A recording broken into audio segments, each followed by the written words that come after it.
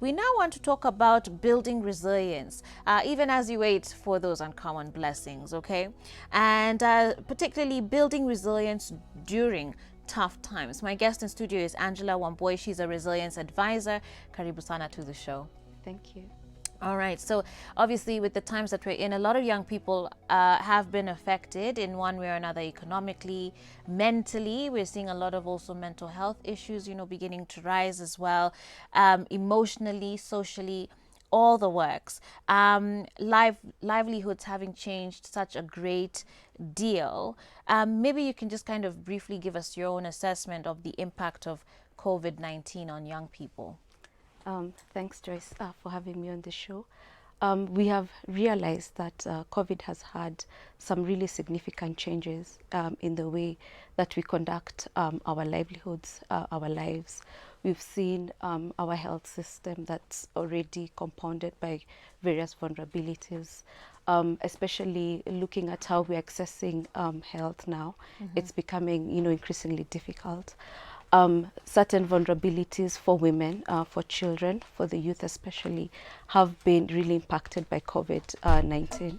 The disease really is affecting us directly in terms of our well-being. We've seen a lot of challenges on how we are coping, a lot of negative coping mechanisms. Increasingly in our society, we're seeing cases of insecurity, because of job losses within the economic segment. Right. Again, I think COVID has really had an impact on our labor force. Increasingly people are living in uncertain times on how it is that you're going to secure, your daily wage, how it is that our labor market is now going to be organized. Employment really has become a challenge for all of us. Today you may be employed, but in the next 6 to 4 months, we're really not sure. That being said, we have seen opportunities on how people are coping. We've seen very good case studies on how youth are being used in terms of having this information to communities on how to conduct their business safely in a world of COVID. Okay. So there are challenges, yes, but then I think looking forward, we are seeing good opportunities on how we can really cope positively within the circumstances that we find ourselves And I in. want us to touch even more on those. But let's then talk about resilience. And what does resilience mean during hard times? It's not necessarily not going through the hard time, right? You're still facing the challenge. But what does resilience sort of mean then as far as going through the struggle? Okay. Resilience really is to look at it in a two sort of tier, where we have resilience through, very challenging times like what we're going through. What it is that we're trying to see as a people is how we can, one, deal with this, how we can positively cope with this, looking at our well-being really as a community and as a people. What is your resilience during this time? And how can we build on that? So what we're saying is, of course, we are going through this hard time, but of course, we need to get out on the other side, stronger, better, more sort of advanced in the way we look at our lives, the way we look at how we even have our relationships, right from our family level, right to relationships within our families, and also even how the work environment really is relating now with employees. We are really in a challenging time where we've been, put in a shock situation, a hazard that has really affected how we conduct business, how we really integrate our health into these systems. We're seeing increasingly a world where it's not business as usual. Sure. But at the end of it, we really need to build our coping mechanisms. Okay. We need to look at our psychosocial sort of support in terms of these hardships. We need to look at the well-being of our children, especially because they're almost forgotten during such, times of crisis. So how do we actually go about doing that? Because then here we're saying basically we're defining resilience as the coping strategies that we use to kind of overcome this season. What are some of the things that stand out to you as far as what we can begin implementing today? Okay, I think first we need to look at this at a really sort of individual level. What is my resilience during this time? Then we look at it as well as a community. How are we then being structured within, sort of the household level that we live in? how are we interacting with our communities, what are the institutions that can help build our resilience, as a people, looking at what government strategies are in place, what financial capabilities are there, how are financial, entities working with business owners, working with small traders, how are we ensuring that business really continues in a way that is safe, in a way that is really looking at the needs of people, in a way that is looking at, complying with government protocols and guidelines around how to mitigate and to deal with COVID-19. Again, we also need to look at the policies in place. COVID really has brought out instances where it's such a nonsense sort of situation and environment where we are grappling a lot with, legislation that really should guide in terms of how we work around this environment. So at an individual level is to really look at what it is, what are your support systems, what are your mechanisms that help you as an individual to deal with this thing. Right. And it could be examples on how you conduct your daily, routine. It could be as simple as taking walks, taking breaks, calling in and checking on relatives. Yeah. If you're going in a situation where maybe you've had a job loss, it's not the end of the world. COVID will be with us, but then again, we need to integrate COVID in our daily lives. Sure. What entities can we embed in our businesses to make sure that they're thriving? Right now, they could be struggling, but I feel and I have a great sense that COVID really is going to give us a way to look at a new sort of era on how we are interacting. Technology is coming up real fast. The very innovative ways of which the youth can be engaged in these spaces. Apps are coming up on how even we can even contact trace COVID suspects and suspected cases of COVID. Right. So as we consider all of that, it seems that there's a point to be made about part of resilience is adaptability and being flexible enough to adapt with the changing times. I know we hate the term new normal, but there's certainly an element of saying for you to be resilient in this period, you need to acknowledge that, the world has changed and it's going to affect everything from your relationships to your workplace to how you relate with your family. So maybe you can touch very briefly on that whole idea of adaptability during this season. Okay. The whole essence of us to be adaptable is to, one, inculcate a culture of flexibility in how we do things. Change is something that is constant, it's something that is inevitable. It's difficult sometimes, but I do believe that if we embrace that flexibility in how we do things, one, we start to have a mind shift at that individual level. We start to have conversations, we start to have meaningful and deeper conversations around issues. I think before height is that, we were conducting things, there was a lot of pressure that was coming from all sorts and manner of things. Getting work done seemed like a harder task than it has been before. Looking at the environment that was really squashed, there was just a lot of running around. Sometimes really not really thinking through what this could really mean entirely. So being adaptable and really being flexible, I think it's really to just have that conversation and that inner reflection to see what is this that is really important to us as a people. You see, COVID has really opened up our inner eyes. What is most important right now for most Kenyans and even for youth and even for us here is to meet your most basic and immediate need. All the other things that perhaps we thought were quite important, having to have the luxury, which is a good thing, but right now I think it has taken a backseat. So now just to have that inner reflection and to honestly have that conversation within your family, even within yourself, to see the work that I do, is it this meaningful to me? Does it help me cope when I'm faced with such a challenge? If not, then I guess there are ways of which you can adapt. And just to be flexible, to just open up and to learn a new way of living and encouraging others to do the same. All right. Well, Esther watching from Nyeri says, thanks for the topic on resilience. I believe we should go back to our shape after COVID through God, our creator. And I think that also raises an interesting point as far as, is that an okay expectation?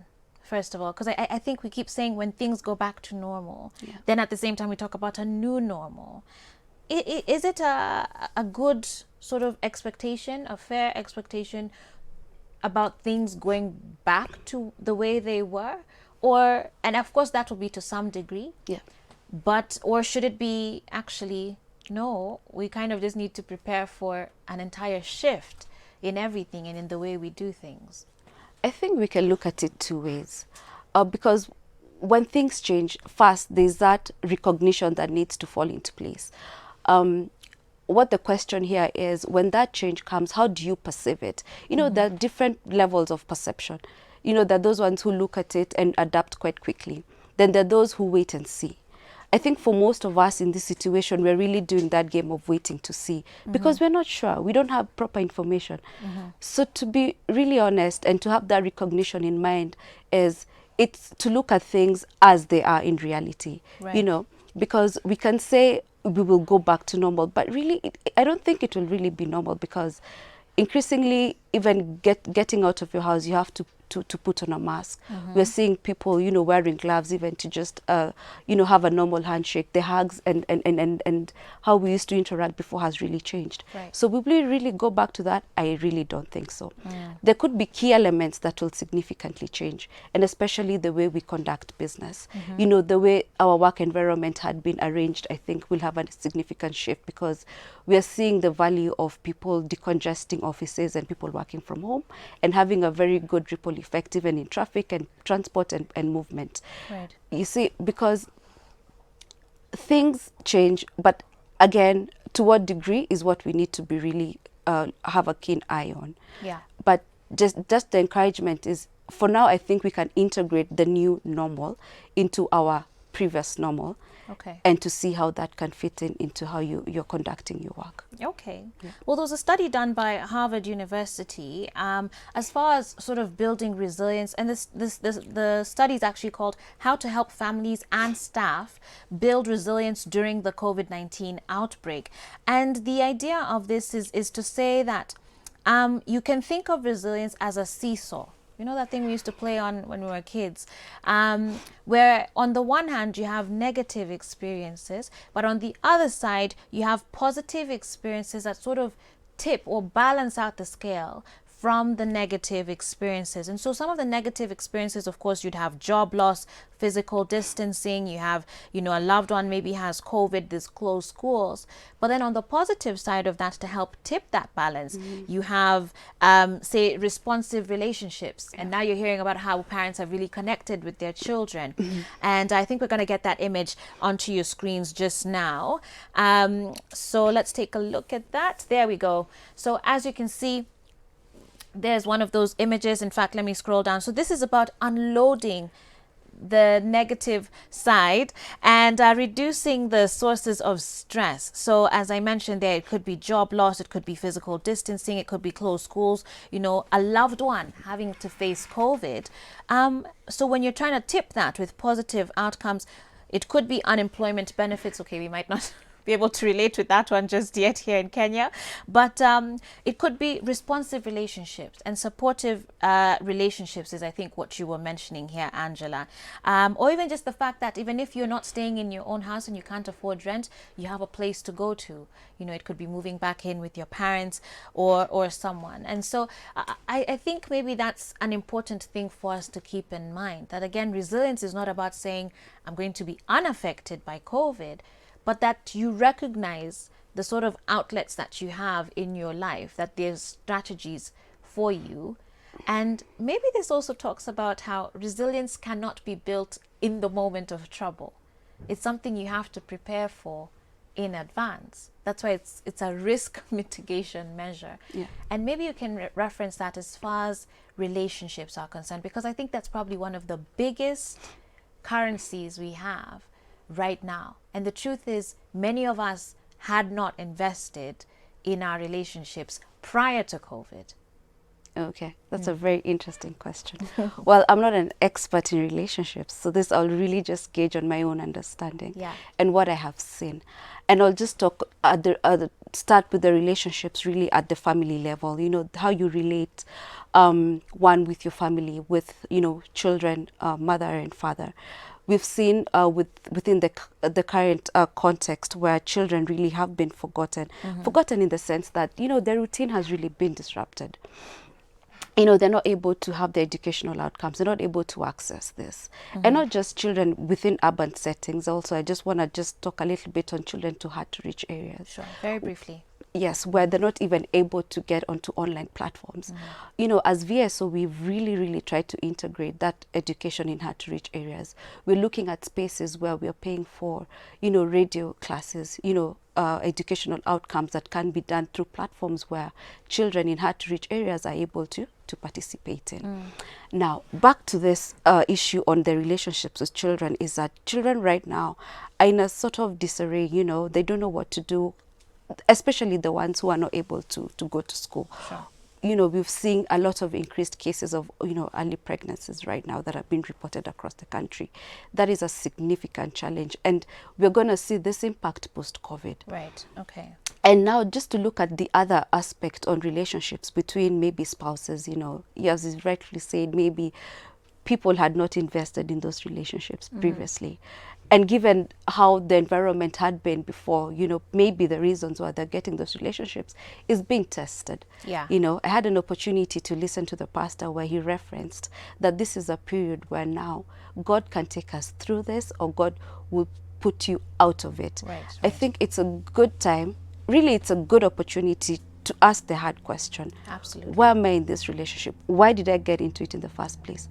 And also to just identify, how can I build on it? We're not saying not to be in the relationship. What we're saying is, let's encourage the positive attributes of it. Yeah. You know, let's be adaptable, you know, let's be open, and let's have this conversation. All right.